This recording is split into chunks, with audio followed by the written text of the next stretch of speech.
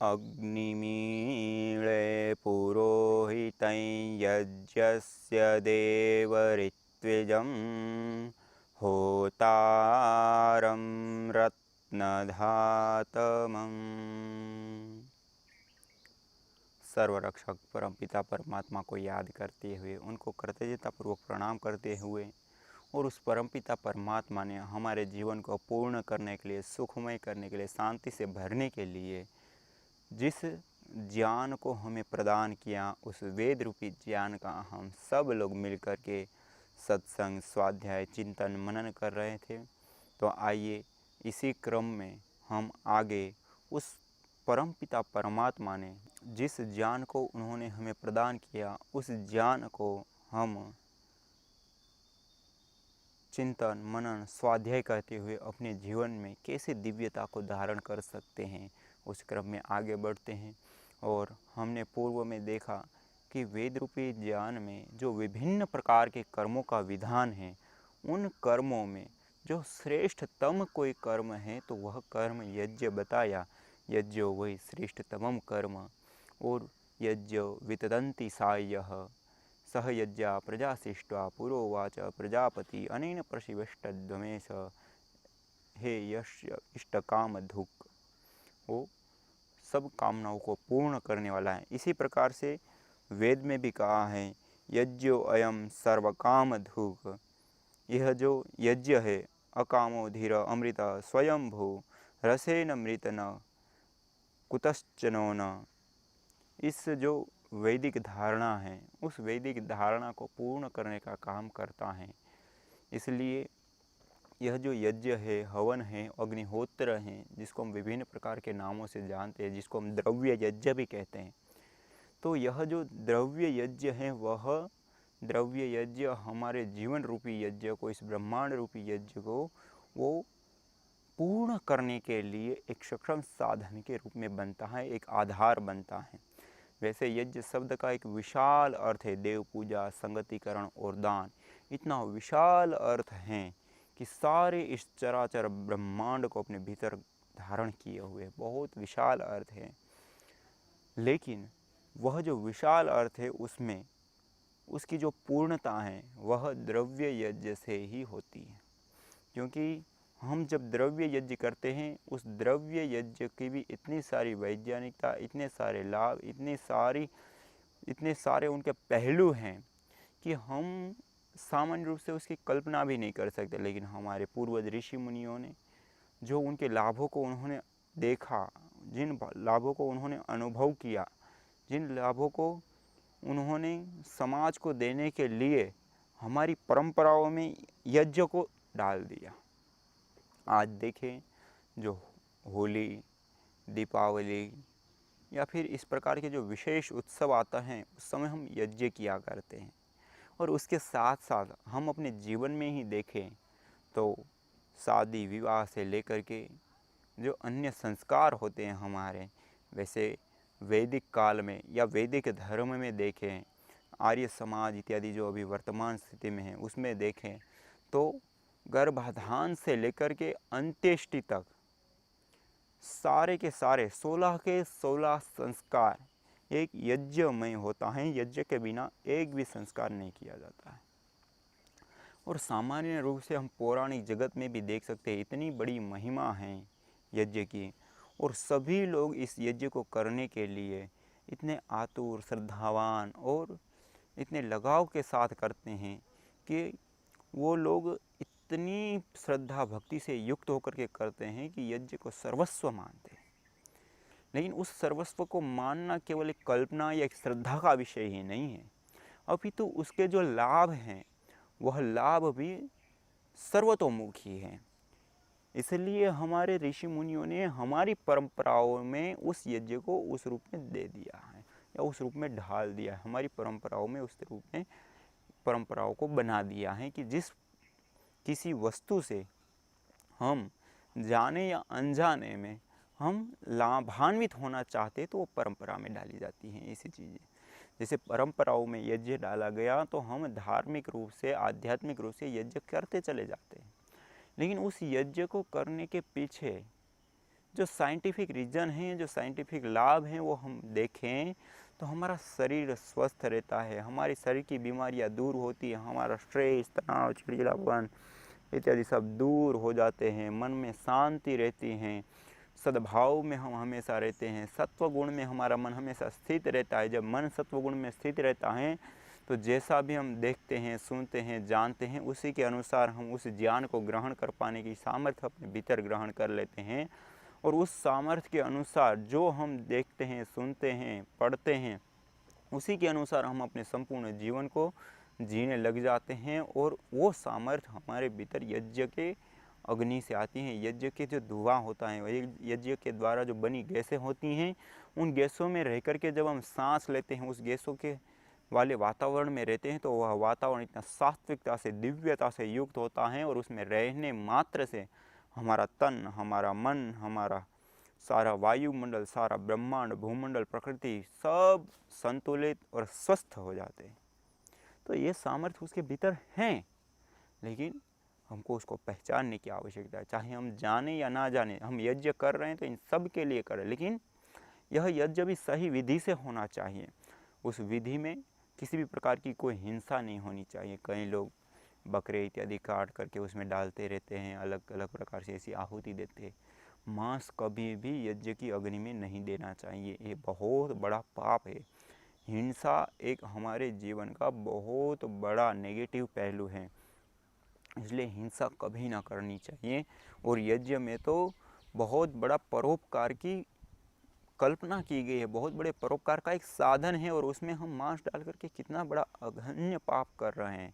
तो ऐसा पाप या ऐसी जो विकृतियां हैं उसमें ना जा कर के शुद्ध सात्विक जो हमारे वेदों की मूल परंपरा हैं, जिसमें पूरी वैज्ञानिकता के साथ बताया हुआ है कि 4 प्रकार के पदार्थ, पुष्टिकारक, सुगंधित, मिष्ट और औषधीय पदार्थ, ये 4 प्रकार के, जैसे औषधीय पदार्थ होते हैं गिलोय, चिरायता इत्यादि पदार्थ सारे होते हैं, अपामार इत्यादि।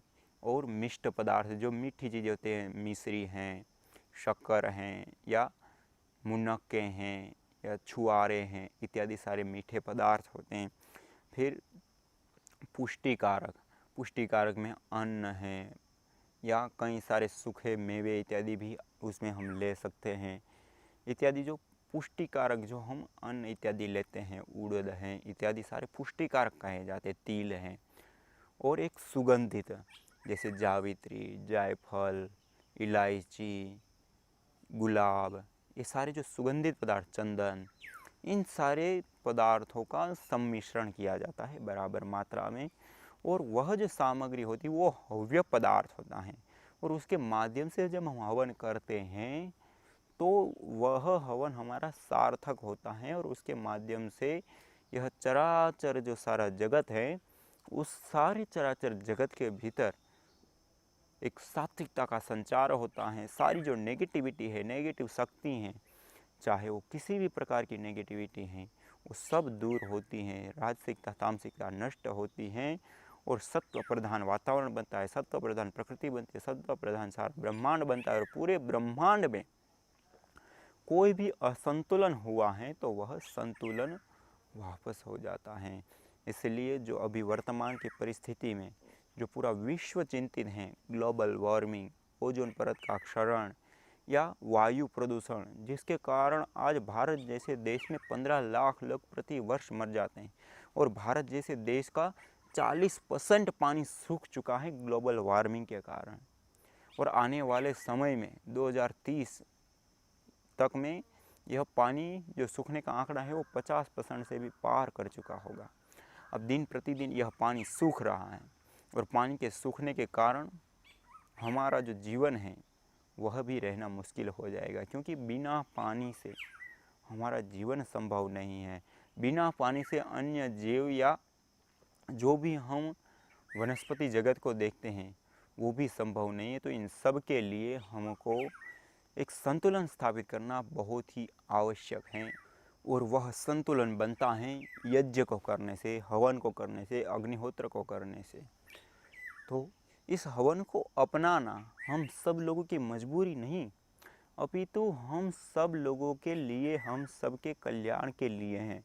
जैसे हम रोड के ऊपर चलते हैं और रोड के ऊपर एक कानून बना रहता है कि आपको इस साइड से जाना है, इस साइड से आना है, जहाँ सर्कल आएगा वहाँ रुकना है, जब आपको दिशा निर्देश किया जाए तभी आपको वहाँ से आगे बढ़ना है।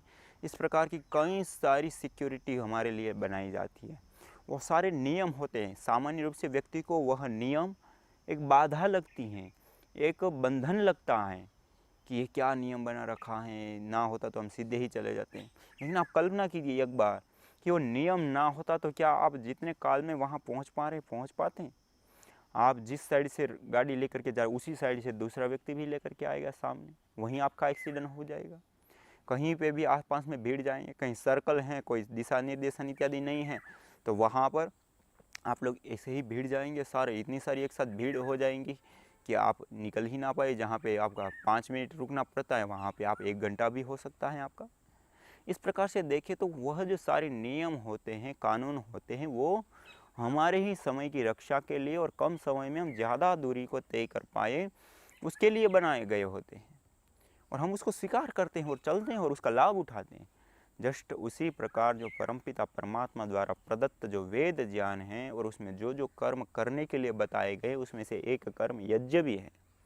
और परमपिता परमात्मा ने एक वेद मंत्र के माध्यम से कहा है कि जो व्यक्ति यज्ञ नहीं करता है उसको मैं भी त्याग देता हूँ। अर्थात उसका विपरीत भी हम ले, जो यज्ञ को अपनाता है उसको परमपिता परमात्मा भी अपनाता है। और श्रीमद् भगवद गीता में तो भगवान श्री कृष्ण जी ने साफ साफ कहा कि यज्ञ शिष्टा अमृत भुजो यान्ति ब्रह्म सनातनम। जो यज्ञ शेष, यज्ञ करने के बाद फिर जो अपने भीतर संतुष्टि को महसूस करता है, यज्ञ शेष फिर भोजन को खाता है, वो सनातन ब्रह्म को प्राप्त करता है। नायम लोको अयज्ञ स कुतो अन्य कुरु सत्तम। भगवान श्री कृष्ण जी कहते हैं नायम लोको अयज्ञ स, जो यज्ञ नहीं करता है उसके लिए तो ये लोग भी सुखदायक नहीं होता। कुतो अन्य कुरु सत्तम, उसके लिए अन्य जन्म की, अन्य भोग की तो बात ही छोड़ दो। तो ये इतने कठोर वाक्य क्यों बोल रहे भगवान श्री कृष्ण भी? और यज्ञाशिष्टा अमृत भुजो यान्ति ब्रह्म सनातन, सनातन ब्रह्म को प्राप्त करने की बात की। यज्ञाशिष्टा सिनः संति मुच्यन्ते सर्व किल्वी से, जो यज्ञ करने के बाद जो संतोष भाव में रहता है, जो यज्ञीय भाव में से युक्त रहता है और यज्ञ शेष को ग्रहण करता है, वो मुच्यन्ते सर्व किल्वी से, सारे पापों से मुक्त हो जाता है। ये कितनी बड़ी बात बता दी भगवान श्री कृष्ण ने, कोई सामान्य बात नहीं। और मनुस्मृति में भी इसी प्रकार से बताया गया है कि जो व्यक्ति यज्ञ नहीं करता है वो बहुत बड़ा पापी है, क्योंकि हम हर प्रकार की गंदगी को फैला रहे हैं और इस गंदगी का निवारण करना हमारी जिम्मेदारी है, हमारा कर्तव्य है। यदि वो हम अपने कर्तव्य को नहीं निभा रहे हैं तो हम पाप को कमा रहे हैं। इसलिए कहा है केवलाघो भवति केवलादि, हम केवल अपने लिए ही जो भोजन पकाते हैं और खाते हैं तो हम पाप खा रहे हैं, भोजन नहीं खा रहे हैं। इसलिए यज्ञ को करना हमारे लिए अनिवार्य कर्तव्य है। और इसी प्रकार आचार्य चाणक्य जी ने चाणक्य नीति में भी बताया है कि जो हम यज्ञ करते हैं वह यज्ञ हमारे पूरे घर को स्वर्ग जैसा बनाने का काम करता है। और वहाँ पे उन्होंने कहा है जिस घर में वेद के मंत्रों की ध्वनि नहीं गूंजती है, जिस घर में यज्ञ की अग्नि प्रज्वलित नहीं होती है, यज्ञ नहीं होता है, वह घर स्मशान के समान है। और जिस घर में यज्ञ किया जाता है और जिस घर में वेद के मंत्र की ध्वनि गूंजती हैं वह स्वर्ग के समान। तो आचार्य चाणक्य जी ने भी यही बताया। और अन्य अन्य कोई भी शास्त्र को आप खोल करके देख सकते हैं। और वेद में तो साफ साफ कहा है यज्ञ वितदंति साय्यः, यज्ञ करने वाला चारों ओर सुख फैलाते हैं। यज्ञ जहाँ होता है वो चारों ओर सुख से युक्त हो जाता है। इसलिए यज्ञ को करना हमारे लिए मजबूरी नहीं, अपितु यज्ञ करना हमारे जीवन की उन्नति है। यज्ञ करना हमारे जीवन में सबसे बड़े दिव्यता का आधान करने की एक पद्धति है, हमारे संपूर्ण जीवन की पूर्णता की ओर ले जाने की एक सशक्त जीवन शैली यज्ञ है। इसलिए हम यज्ञ करें, अग्निहोत्र करें, और इस यज्ञ के माध्यम से हम अपने जीवन के साथ साथ इस सारे पर्यावरण में, सारे ब्रह्मांड में, सब जगह पर एक दिव्यता का आधान कर एक दिव्यता को फैलाए। इसलिए इन सारी चीज़ों को पूर्ण करने के लिए यजुर्वेद में भी, जो मैं अलग अलग शास्त्रों का प्रमाण दे रहा था, यजुर्वेद में भी बताएं कस्त्वा विमुंचति सत्वा विमुंचति कस्मै त्वा विमुंचति तस्मै त्वा विमुंचति। अर्थात सुख चाहने वाला कोई भी यज्ञ को नहीं छोड़ सकता, और जो यज्ञ को छोड़ता है वो अपने जीवन में सुख की अभिलाषा ना रखे। जैसे महर्षि स्वामी दयानंद सरस्वती जी ने कहा कि जो विद्यार्थी विद्या ग्रहण करना चाहता है वो सुख की इच्छा छोड़ दे, और जो सुख की इच्छा करना चाहता है वो विद्या अध्ययन छोड़ दे, वरना वो प्राप्त ही नहीं होगा, एक दूसरे के विपरीत हो जाता है। इसी प्रकार यहाँ पे यजुर्वेद के 26वें अध्याय में 62वें मंत्र में कहा है कस्त्वा विमुंचति सत्वा विमुंचति कस्मै त्वा विमुंचति तस्मै त्वा विमुंचति। अर्थात सुख चाहने वाला कोई भी यज्ञ को नहीं छोड़ सकता, और जो यज्ञ को छोड़ता है उसे प्रभु भी दुख भोगने के लिए छोड़ देते हैं, अर्थात उसको दुख भोगने पड़ते हैं। और आज हम अपनी वर्तमान की स्थिति को देख सकते हैं। आज जिस स्थिति को हमने क्रिएट किया, जिस स्थिति में हम जी रहे हैं, उस स्थिति में आप देखिए क्या हो रहा है। आज हम बड़ी मात्रा में यज्ञ नहीं करते, वैदिक काल में पूर्व काल में यज्ञ हुआ करते थे। इसलिए स्वामी दयानंद सरस्वती जी ने भी कहा था, जिस देश में जिस राष्ट्र में यज्ञ होता है वह राष्ट्र वह देश दुखों से रहित और सुखों से पूरित रहता है। और आज वर्तमान में हम देखें तो हम यज्ञ नहीं करते हैं, और यज्ञ न करने का परिणाम है कि हम दुखों से युक्त रह रहे हैं। आज आप देखिए कितनी बड़ी मात्रा में लोग बीमार हो रहे हैं। प्रति वर्ष कितने लाख लोग, लाख क्या करोड़ों लोग पूरी दुनिया में मर जाते हैं, जो बीमारियों के कारण लोग मरते हैं, पूर्ण आयु को नहीं जी पाते हैं। और आज तो जिस प्राण वायु जो हमारे जीवन का आधार है, जो हम 24 घंटे 365 दिन जब से हमारा जन्म होता है वहाँ से लेकर मृत्यु तक जिस सांस को हम लेते हैं, वह जो वायु है वो भी इतनी जहरीली प्रदूषित हम कर चुके हैं, इतनी विषाक्त कर चुके हैं कि आज इस वायु को ग्रहण करके भी हम अपनी आयु को प्रतिवर्ष कम कर रहे हैं। और कई सारी ऐसी संस्थाएं हैं जिन्होंने इसके ऊपर रिसर्च किए, अनुसंधान किए। उन संस्थानों का कहना है कि यदि आप दिल्ली जैसे शहर में, कोलकाता जैसे शहर में, मुंबई जैसे शहर में, या ऐसे जो बड़े बड़े शहर हैं उसमें रह कर के हम सांस लेते हैं, तो हमारी जो आयु है 2 साल 3 साल 5 साल, ऐसे अलग अलग शहरों का जो प्रदूषण है उसके अनुसार हमारी आयु कम होती जाती है। यदि 1 साल हमने उस वातावरण में सांस ली तो 2 से 3 साल आपकी आयु कम हो जाती। और 15 लाख के करीब लोग तो भारत जैसे देश में इस वायु प्रदूषण के कारण मर जाते हैं। और जो छोटे छोटे बच्चे होते हैं, जो 18 साल से कम आयु के बच्चे होते हैं, वो भी 35 से 40% ऐसे बच्चे हैं जो अस्थमा, दमा इत्यादि कोई ना कोई जो श्वास से संबंधित जो बीमारियां होती है उससे ग्रस्त हैं।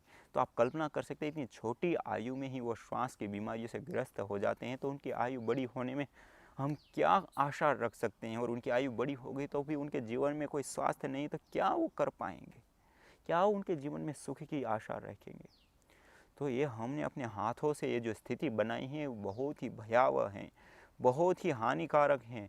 और हमारे लिए ही नहीं, अपनी आने वाली पीढ़ियों के लिए ही नहीं, अन्य जो कीट पतंग पशु पक्षी जो भी इस धरती पर चराचर जगत हैं, चेतन जगत तो है ही है, छोटे मोटे सारे जीव। और अभी के ही मेलबर्न यूनिवर्सिटी के आंकड़ों के अनुसार 2030 तक में 30% प्रजातियां, कितना बड़ा आंकड़ा होता है। हम डायनासोर एक को सोचा करते हैं, विचारा करते हैं या बातें करते हैं कि डायनासोर विलुप्त हो गया, और आज हम उसके पुतले बुतले देखा करते हैं या उनकी मूवीज़ देखा करते हैं। लेकिन आने वाले 2030 तक में जो आज ग्लोबल वार्मिंग की समस्या है, ओजोन परत के क्षरण की समस्या है, वायु प्रदूषण की समस्या है, जिसके कारण 2030 तक में 30% प्रजातियां नहीं होगी इस धरती पर जो हैं उसमें से। कितना बड़ा आंकड़ा है। और जो पानी भारत का 40% सूख चुका है, वो 50% का आंकड़ा पार कर चुका होगा। वो जो पीने लायक पानी वो सूख चुका होगा। पानी के बिना हम क्या करेंगे।